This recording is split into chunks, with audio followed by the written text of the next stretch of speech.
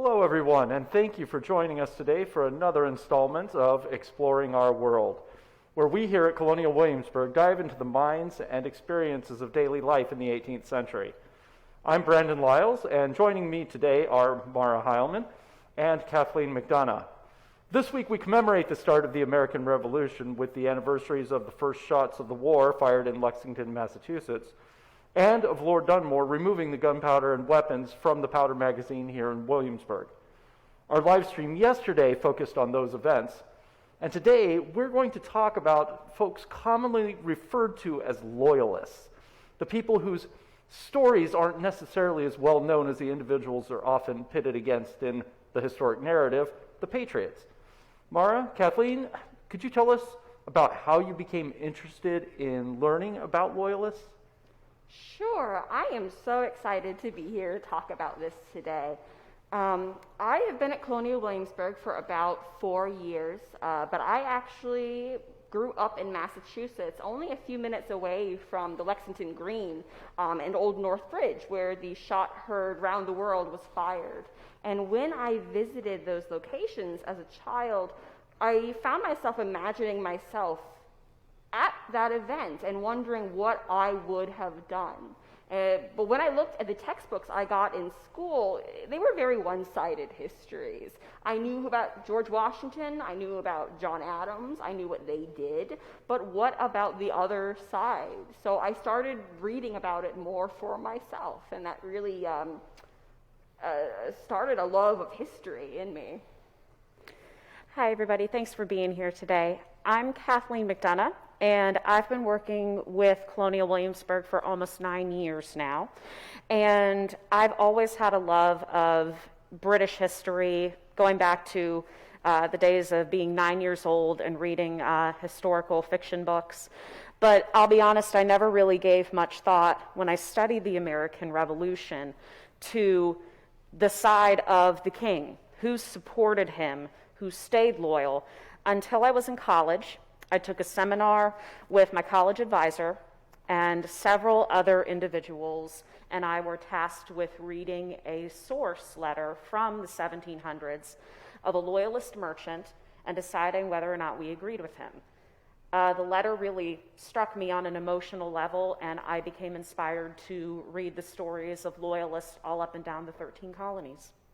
That's fantastic. And thank you again for joining us today.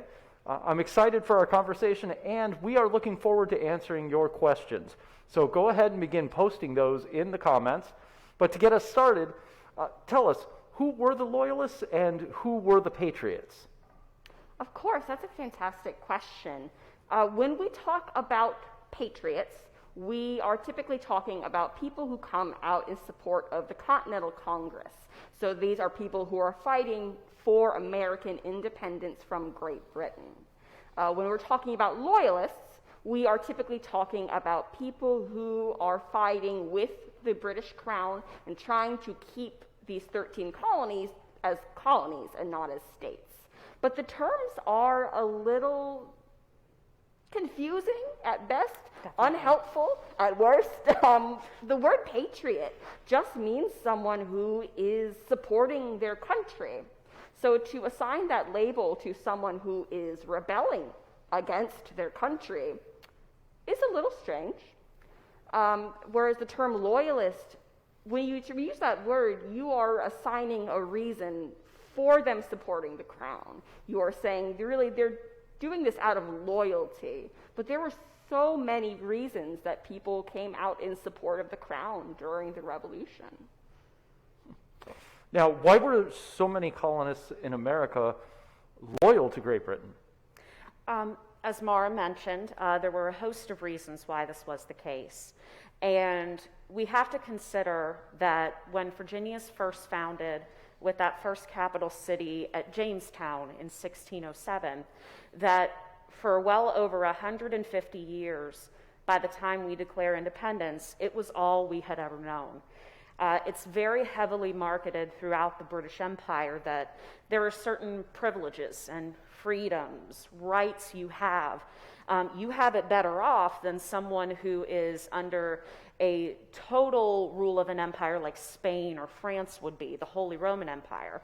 And ultimately, you have economic benefits as well. You're trading with all of those previously mentioned countries, but only as a part of the British Empire do you have certain things that are familiar to you, that make you feel secure and safe. There is a fantastic story of the philosopher Voltaire. He is forced to flee France, and he goes to England, and he remarks that the British people are the freest people in the world. He can't believe how many rights the average Englishman has, the British subject has. And that's something that before the Revolution, the colonists, especially here in places like Virginia, are very proud of. Now, I do have to bring this up, and I have to ask. There's a quote that's often associated with John Adams about the people being divided into thirds, about a third loyal to the crown, about a third wanting to rebel, and a third wanting to, sort of undecided. What can you tell me about that? Is there any truth to that? So I'm here to set the record straight. For the question in mind for John Adams, he does indeed write a letter to a senator, Senator Lloyd from Massachusetts. And he is referring to a revolution, but it's not the American one. In 1815, he writes a letter that 1/3 of Americans are in favor of the French Revolution as they established their own country throughout much of the early 19th century period. 1/3 of Americans are undecided because they don't have a horse in the race, really. But just as many, 1/3 of the population, are concerned about keeping the ties of trade that we had with Great Britain. Now, did anyone face consequences for remaining loyal to the king? Absolutely. I think we tend to think of the Patriots as really taking all of the risk during the Revolution, but that's simply not the case. For many Loyalists, if not all of them, they are risking a lot of the same things as the Patriots. They are risking their life, they are risking their liberty, they are risking their property.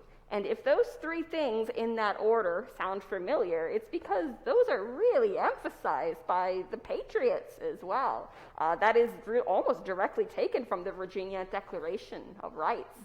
But you have Loyalists who are put in jail, who are dragged out of these colonies. Their property is seized. They are barred from even from participating in government. There are also officially groups that are sanctioned by the government known as committees of safety. And you got to take that word with a grain of salt, because for as many committees of safety who are protecting interests of total separation from the king and crown, there are just as many unsanctioned groups who are going around with a carefree attitude, and if you don't bend to their will, there will be severe consequences. It's just a matter of what those happen to be. Now, on the other side of that, were there any people who benefited from remaining loyal to the crown? One of the biggest sources we actually have about Loyalists comes from the end of the American Revolution. In 1782, in London, there is formed a claim for Loyalist losses. There's over 5,000 entries in it of people who had evacuated the colonies at the end of the Revolution, hoping to recoup some of the property they had, whether it was land, money, or physical and personal property, let's say. Many, of course, petitioned. Several were denied their petitions without substantiated claims. But for at least about 80 of the people I have found listed on that list, they had testimonies from Lord Dunmore, from right here in Williamsburg as our last royal governor, as well as Charles Cornwallis, who was the commander at the siege of Yorktown.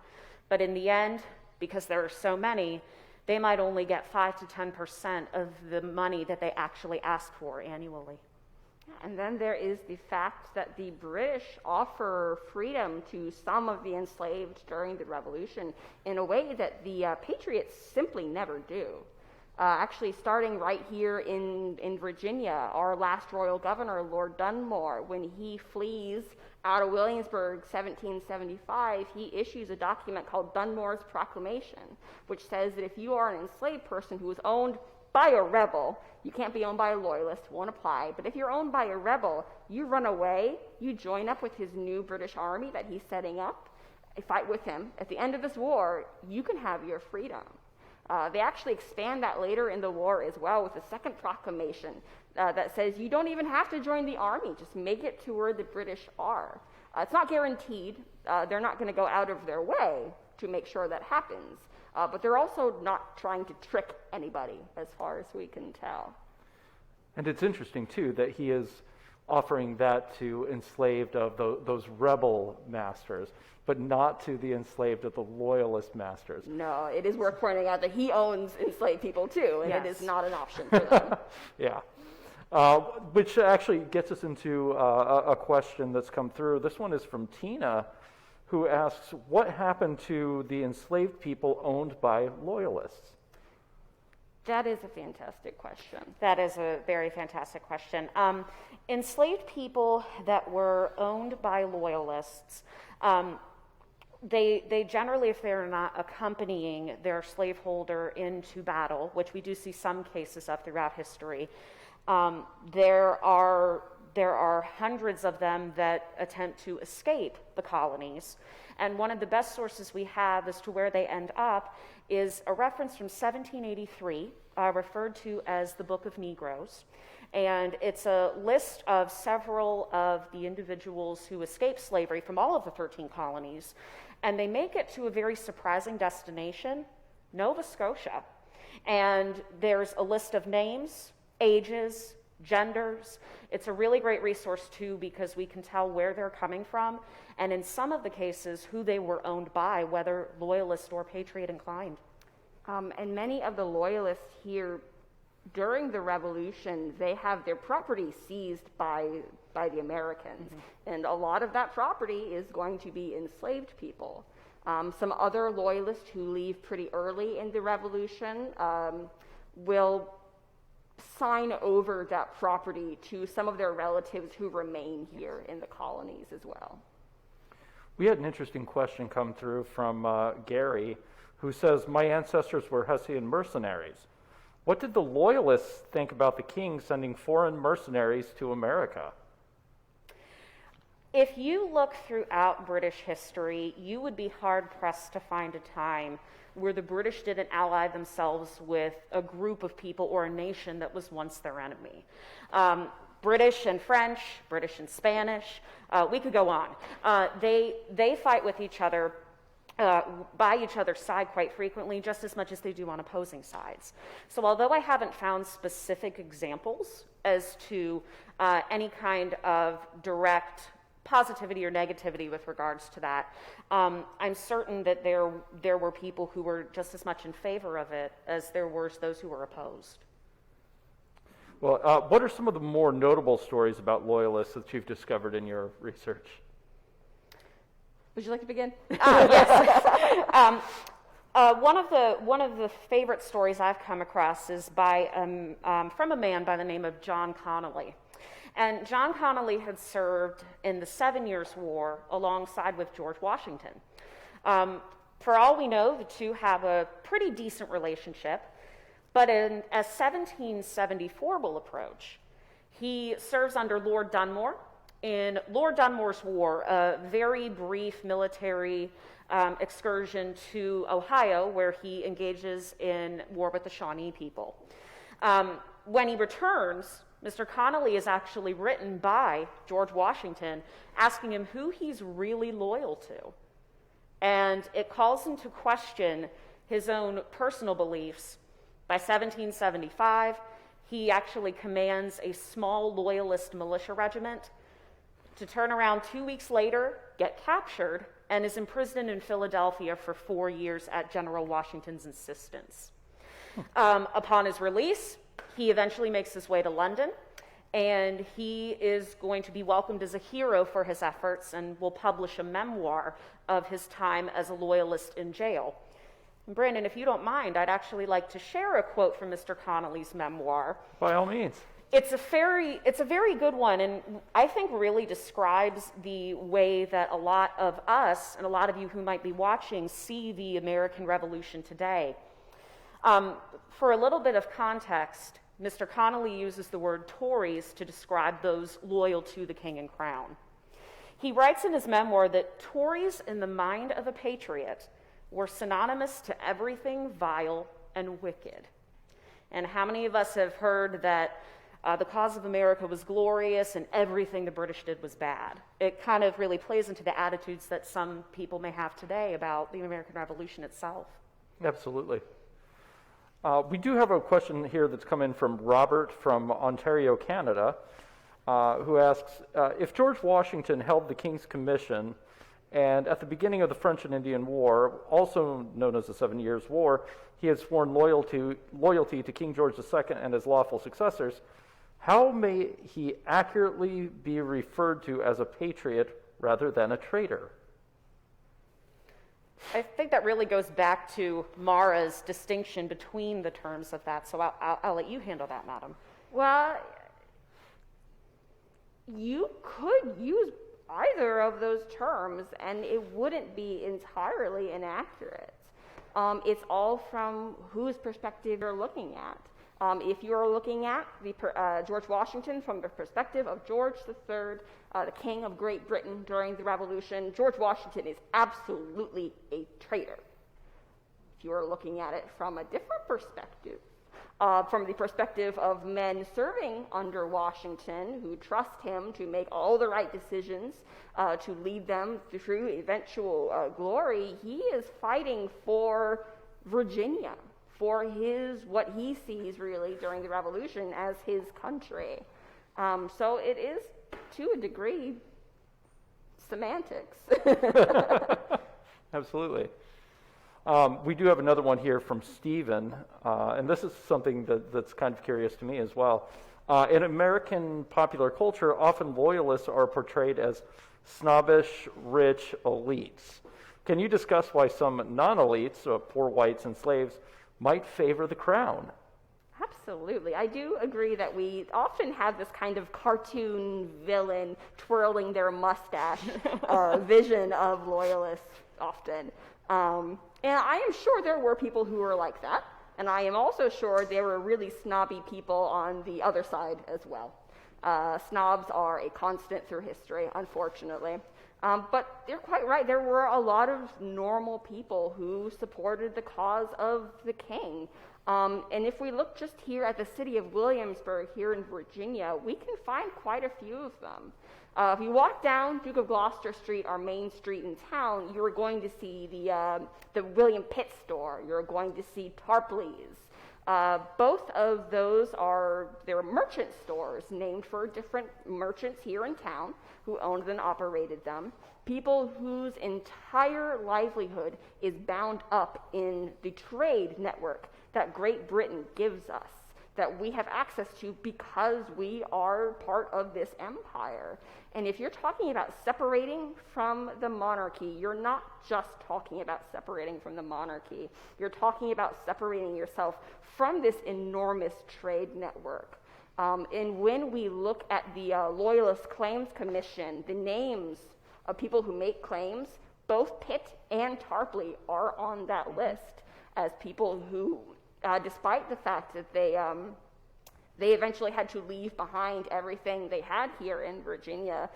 They left for the mother country to try to maintain that same livelihood that they had before. We have another question here from Holly, who says, were there differences in the approaches of northern and southern loyalists? What about loyalists who were people of color? Were they treated differently? Speaking from the examination of the Loyalist Claims Commission, I can tell you overwhelmingly of the 5,000 plus claims, only 47 of those claims are from black loyalists. All but 3 of them are denied sufficiently by the Crown. So with regards to the other 5,000 of white claims of loyalists, about 75 to 80% receive some kind of financial compensation.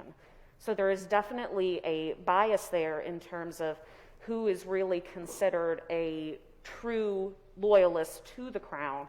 And one of the letters in question from a black loyalist claimant to the commission, it's a letter from 1783 that in its return of denial, the commission writes back that the man is not receiving financial compensation because he should be grateful that he is free from the Americans. And I think those words are very telling as to how the empire as a whole felt about black loyalists compared to their white counterparts.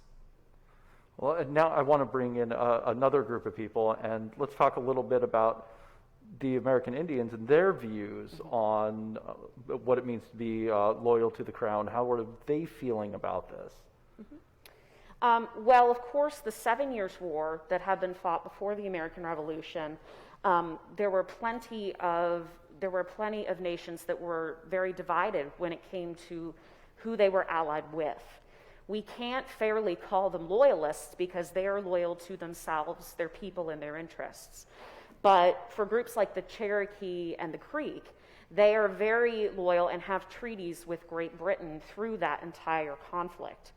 One of the beloved men of the Cherokee, a man by the name of Attacullaculla, attempts to, as the American Revolution begins, to keep his ties with the British and in their allyship. His son, however, who comes to be known by the name of Dragging Canoe, disagrees wholeheartedly with his father. He doesn't want any new person settling on the lands that him and his family have known for generations. And he will take a band of individuals that share his opinion down to the city we know today as Chattanooga, Tennessee, and he will form the Chickamauga Cherokee. They will ultimately combat both British and American forces throughout this period. But unfortunately, it does lead to violence as we enter the American Revolution. General Washington does order that at least 9 Chickamauga towns are to be burned. Wow. Now, we did have another question come in. This one is from Tammy, who asks, how easy or difficult for Loyalists to return to England during the Revolutionary War? Now, one thing I do want to point out in this question, because I think this is a very important question about Yes. Returning to England. A lot of these people were not necessarily returning to England. They might have been going to England for the first time. Yes. Absolutely. Especially Virginia, we were founded as a colony 1607. We've been here for a while. When you're talking about the Revolution, a lot of Virginians are people who have been here for a number of generations at this point. But you're quite right. When they're going to England, many of them are going there for the first time. This is not a place they have really ever been, even though they consider themselves very much to be British subjects. London is many of them go to London. London at this time it's a crowded city. It's a big city that doesn't necessarily have a lot of spare room for the 10,000 Loyalist refugees who eventually end up there. And they are in some pretty dire straits there in London. After the Revolution, it's estimated that around 5% of the total population of the 13 colonies ends up evacuating out of these colonies rather than risk staying here and risk coming up against some very angry neighbors.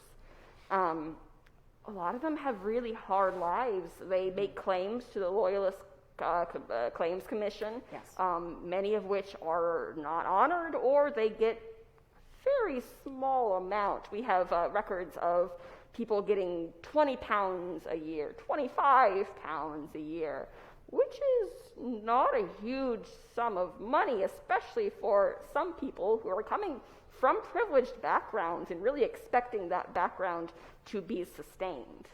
And there's one person in particular, like so many, who are aware that London may not be the place to go to evacuate due to its population. Connection to Williamsburg, actually. Her name is Margaret Brodie, and she is a milliner by trade, inherits the business of the millinery shop from her business partner, Catherine Rathel, upon the latter's death, and has a very hard life, evacuates to Britain with her family, and in her claim, she states, "London has thousands of refugees coming into it day by day. I would like to take my family to the Bahamas because I feel I can make a better life for myself and my children there." When she attempts to go, her husband had been killed in a hurricane. Reads like a Greek tragedy. But ultimately, she states she can't afford to feed her family on 25 pounds per year, her family being herself and the 4 children she shared with her husband. In the end, as Mara said, she only gets 20 pounds per year compared to that 25 she had at the outset. So a lot of people are suffering, a lot of people are understanding, I need to go somewhere I've never been before, and there's a certain amount of fear in that, but it's a courage that many people are going to have to undertake, whether they want to or not. And a lot of loyalists do at the end of the revolution. They kind of feel betrayed by how little they see the British government as fighting for them. The final peace treaty that is signed to end the American Revolution is signed in 1783. And in that petition, the British diplomats had been fighting for more allowances for loyalists to reclaim what property they had before, for them to go back. It's actually Benjamin Franklin, whose own son was a loyalist. He had been the royal governor of New Jersey before the Revolution. He takes an extremely hard line against giving the loyalists really anything, to the extent that John Adam actually mentions in a letter, you know, John Jay and I really didn't care that much, but Benjamin Franklin would not let this go. So the final wording in the treaty says that the United States government will strongly recommend to the states to allow them to come back. Many of them do not.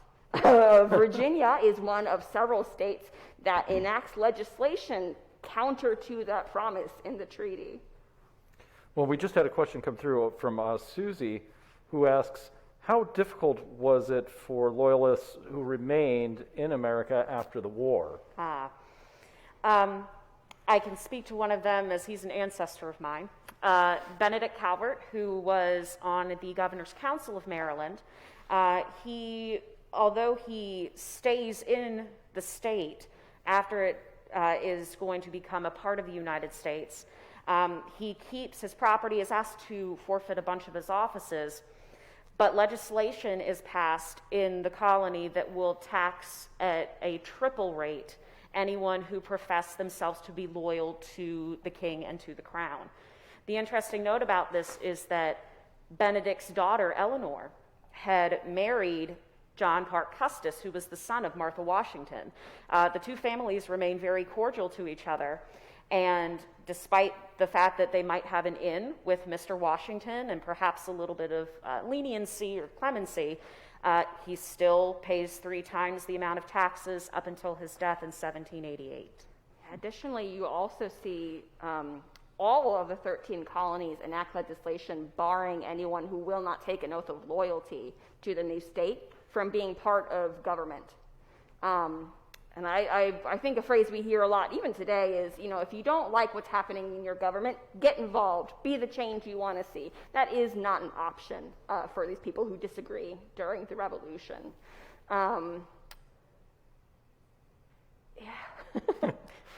It's hard to think about. You know, you're barred from this government. And so many of these votes we see during the revolution, we're talking about them being unanimous, but you're keeping the other side out of the room. I think if we took a vote between the 3 of us right now on something as easy to agree on as pizza, we would have 3 different answers. You should never trust an anonymous decision, or unanimous, or anonymous.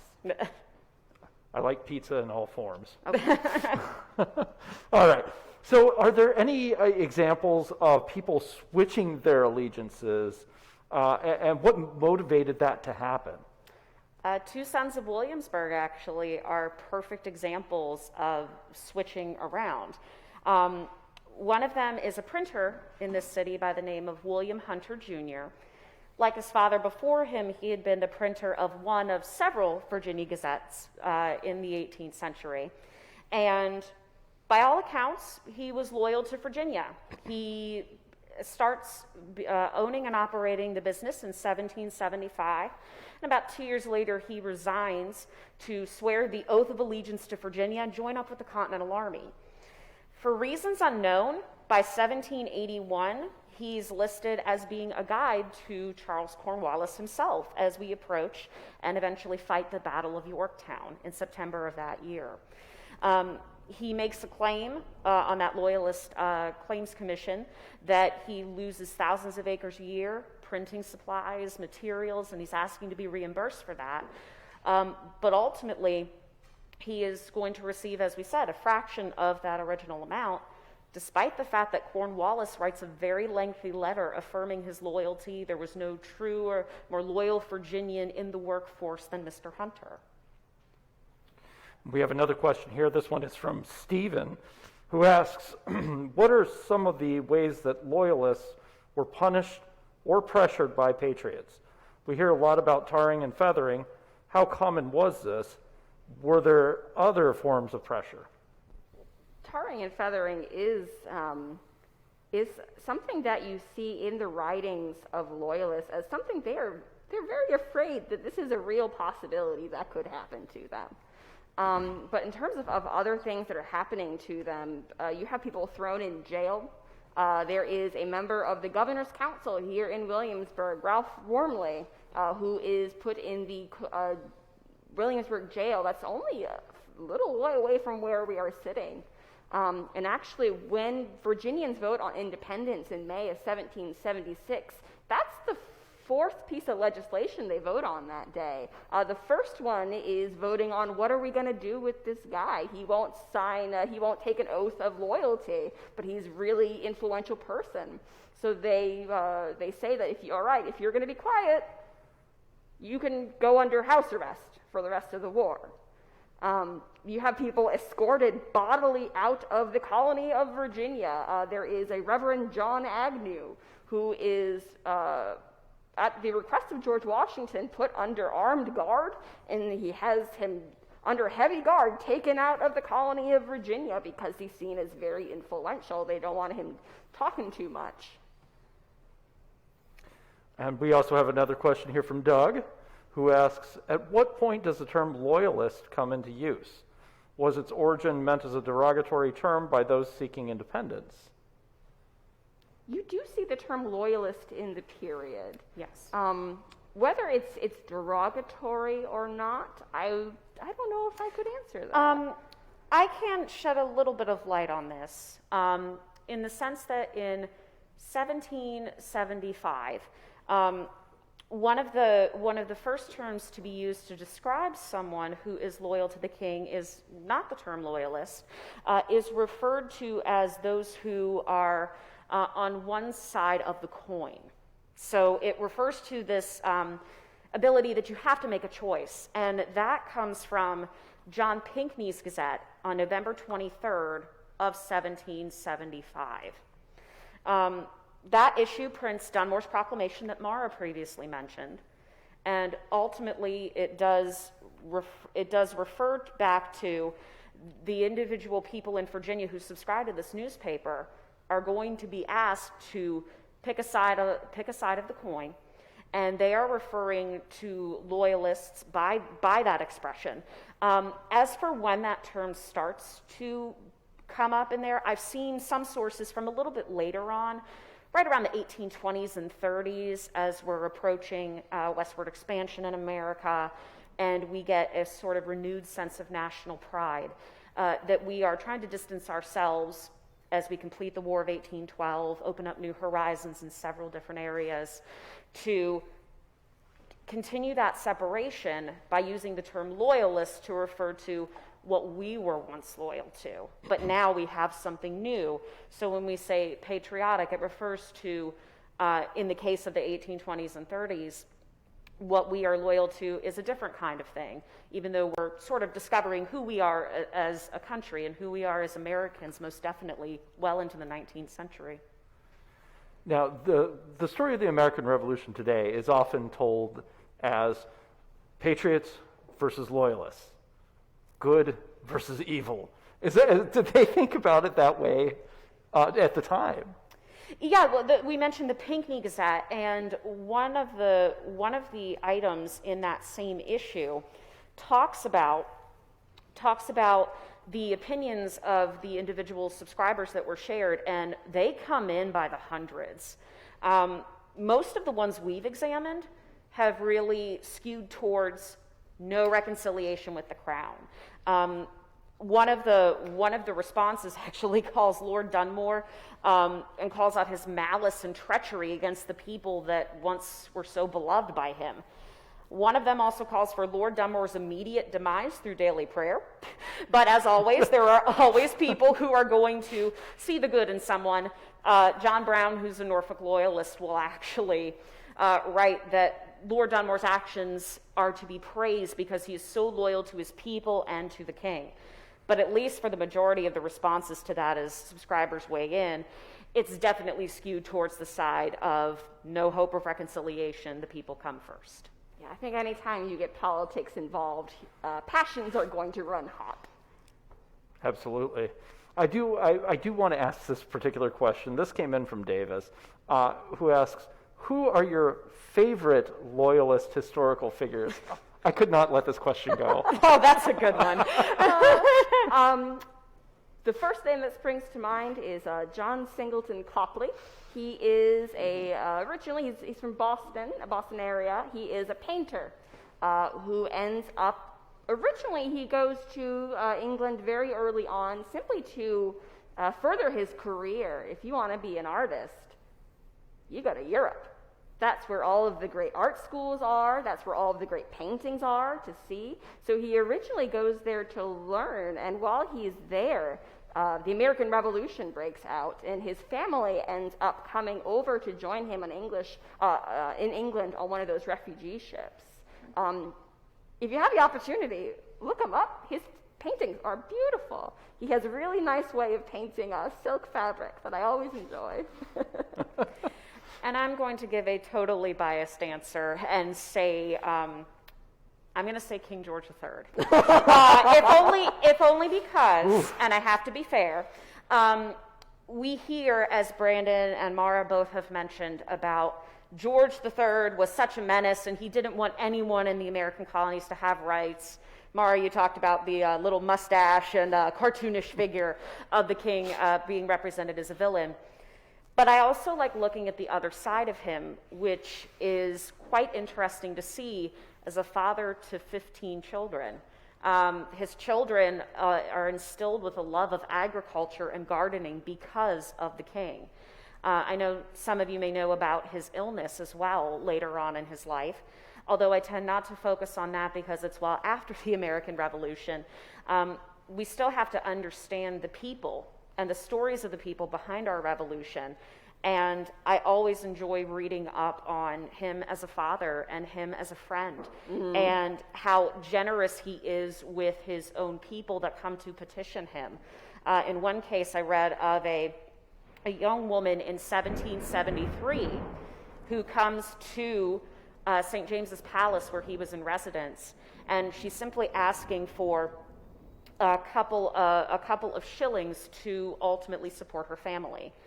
The king ends up actually, because he's so moved by her petition, gives her something like 150 pounds per year. And when you consider just how many diverse different groups of people are there, you don't expect that kind of behavior from a monarch, let alone one that we see as the villain of the American story. So I really enjoy looking at his day-to-day life and why he was the person he was in history. Yeah, George III gets so much flack.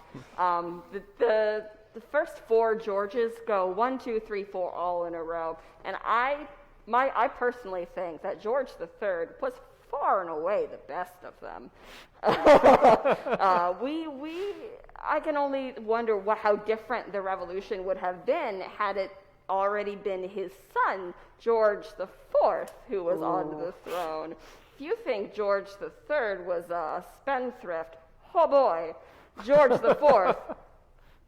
He takes the cake and then some. he did like cake. He did. George IV had to actually be paid to get married to absolve his debts. So that tells you a little bit of a different story about the son and the successor to the crown. That was a fantastic take on those people. I really appreciate it. But we are starting to run short on time. But before we have to go, I understand that you have some quotes that come to us from several Loyalists? Yes. One of the points we really wanted to make during this live stream was that just like talking about politics today, this is not an easy thing for people to do in the 18th century, to take that really hard stand. And we tend to think about the American Civil War as the war that really divides Americans. But the Revolutionary War is also extraordinarily divisive. It's tearing families apart and forcing people to make some really hard choices. And I wanted to read part of a poem that I found published in the New York Morning Post on November 7th of 1783. And that is only about 2 weeks before the final British withdrawal from New York City. And the Loyalists who are still there are having to make this choice of, do we follow the British out of this old colony and go up to Nova Scotia, which no shade against Nova Scotia, but it can be a pretty hard place, especially if you are used to maybe farming. Or do we stay here in New York and risk the wrath of our neighbors? And when he writes this poem, what he is basing this off of is Hamlet's to be or not to be soliloquy, which in the English canon is probably one of the most heart-wrenching passages. And that's the first thing he thinks of to inspire his poem. And the first stanza goes, "To go or not to go, is that the question? Whether 'tis best to trust the inclement sky that scowls indignant o'er the dreary bay of Fundy and Cape Sable's rock and shoals, and seek our new domains in Scotia wilds, barren and bare, or stay amongst the rebels, and by our stay rouse up their keenest rage, that, bursting over our now defenseless heads, will crush us for our countless wrongs we've done them." I love a bit of poetry. Very nice. And the last excerpt we do want to share with you is from Williamsburg's own John Randolph. He is the younger brother to Speaker of the House, Peyton Randolph. And he, his wife, and 2 of his 3 children will evacuate Virginia and go to England, ultimately to flee the persecution regarding their beliefs in the cause of the king and the crown. This is a letter he is writing to his only son, Edmund, who is the only one of the 3 children he leaves behind. "Consider what an honorable and advantageous outset you will make in the law. Is not the glory of the cabinet equal to that of the field? Is not this better than broken limbs, fatigue, and indeed to yourself? Abandon not your sisters, who are wretched about you. Come back, and heaven will prosper all your undertakings.